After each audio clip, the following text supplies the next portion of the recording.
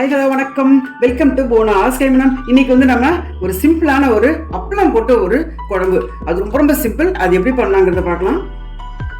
இப்போ பார்த்தீங்கன்னா இதுக்கு வந்து அப்பளம் எடுத்து வச்சிருக்கேன். இப்போ நான் பண்ணுறது வந்து ஒரு 4 பேர்லேருந்து ஒரு 5 பேர் வரைக்கும் தாராளமாக சாப்பிடலாம். இந்த குழம்பு எப்படி பண்ணலான்னு பார்க்கலாம். அதுக்கு பார்த்தீங்கன்னா இதுக்கு வந்து புளி ஊற வச்சு வச்சிருக்கேன். பாருங்க, இந்த இவ்வளோ புளி ஊற வச்சு வச்சிருக்கேன். இது மிளகா பொடி இருக்குது. இதில் வந்து நல்லெண்ணெய், ஆஸ் யூஷுவல் வந்து நல்லெண்ணெய் தான்.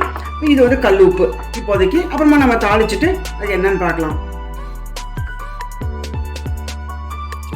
இப்போ நம்ம இந்த அப்பளத்துலேருந்து ஒரு 4 அப்பளம் எடுத்து நம்ம வந்து உடச்சி அதை யூஸ் பண்ணலாம்.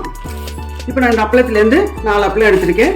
இது நார்மல் உளுந்து அப்பளம், அரிசி அப்பளத்தில் பண்ண முடியாது, நல்லா இருக்காது, சரியாக வராது. இது வந்து உளுந்து அப்பளம் தான். இப்போ இந்த உளுந்து அப்பளத்தை என்ன பண்ணலாம்னா இப்படி வந்து நம்ம சின்ன சின்ன பீசஸாக கட் பண்ணிக்கலாம். அப்போ தான் வந்து இது வந்து குழம்புல போட்டு அது கொதிக்கும் போது கொஞ்சம் வந்து பெரிய பீஸ் ஆகிடும், வெந்துடும். அதுக்கப்புறம் வந்து பெருசு பெருசாகிடும். அதனால் இந்த மாதிரி சின்ன சின்ன பீஸாக உடச்சி எடுத்துக்கலாம். சின்ன சின்ன பீஸாக உடைச்சாச்சு. நம்ம இதை வந்து குழம்புக்கு தாளிக்க ஆரம்பிக்கலாம். இப்போ இதில் நல்லெண்ணெய் விட்டுக்கலாம். இது குழம்பு அப்படிங்கிறதுனால கொஞ்சம் வந்து கூட விடணும். இது அப்பளத்தையும் நம்ம அதிலே போட்டு எடுக்கிறதுனால கொஞ்சம் எக்ஸ்ட்ரா விட்டுக்கலாம். கடுகு போட்டுக்கலாம். ஒரு 1/2 ஸ்பூன் அளவுக்கு வெந்தயம் போட்டுக்கலாம். இது 1/2 ஸ்பூன் சீரகம். இப்போ இதில் ஒரு 3 மிளகாயை வந்து தாளிச்சுக்கலாம். காம்பு எடுத்துட்டு தாளிச்சு போடுவோம். இதில் ஒரு கெட்டி பெருங்காயம், இதெல்லாம் பொரிஞ்செடுத்து இப்போ வந்து நம்ம இந்த அப்பளத்தை இதில் போட்டு நல்லா பொரிய விட்டுடலாம்.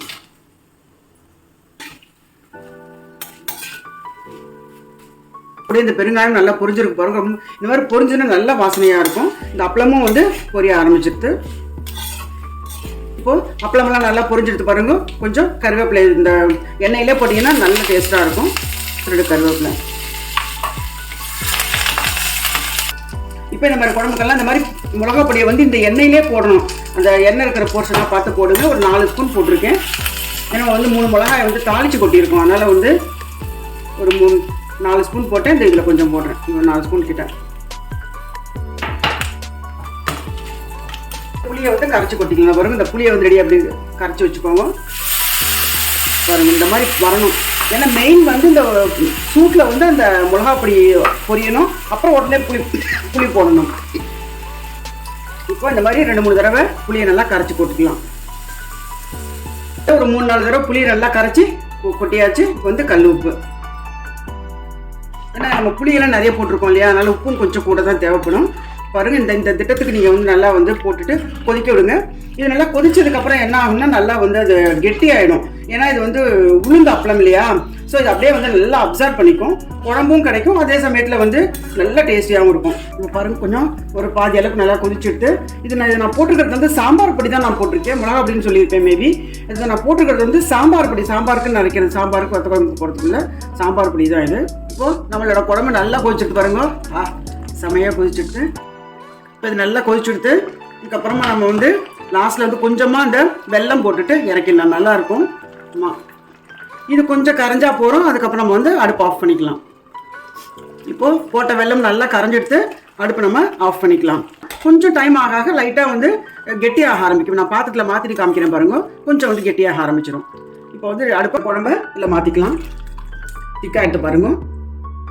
குழம்பு வந்து நிறைய பண்ணணும். கொஞ்சம் பேர் ஆளுங்க நிறைய இருக்காங்க, அப்போ பண்ணணும் அப்படின்னாக்கா இதே மாதிரி தான் பண்ணணும். பட் உங்களுக்கு சப்போஸ் கொஞ்சம் கெட்டியாக வேணும்னு தேவைப்பட்டால் ஒரு ஸ்பூன் வந்து அரிசி மாவு வந்து கரைச்சி விட்டுக்கலாம். அந்த காலத்துலலாம் அரிசி மாவு கரைச்சி தான் பண்ணுவாங்க.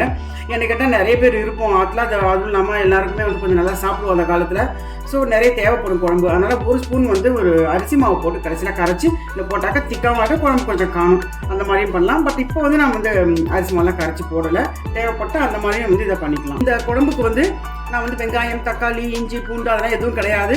ஸோ அதனால் இது வந்து ரொம்ப ரொம்ப டேஸ்டியாக இருக்கும் ஆக்சுவலாக பண்ணி பார்த்தீங்கன்னா. அதனால் நீங்கள் தாளிக்கும் போது நான் போட்ட சாமான்கள் கண்டிப்பாக நீங்கள் இது வந்து கேஷுவலாக இன்றைக்கி அவரைக்காய் கறி பண்ணி வச்சுருந்தேன். தேங்காய் போட்ட கறி தான் இது. இது குழம்பையும் இல்லை போட்டேன்னா எடுத்து போட்டு சாப்பிட்லாம்.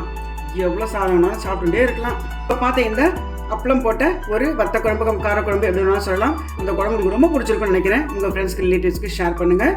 அடுத்த வீடியோவில் சந்திப்போம். நன்றி, வணக்கம்.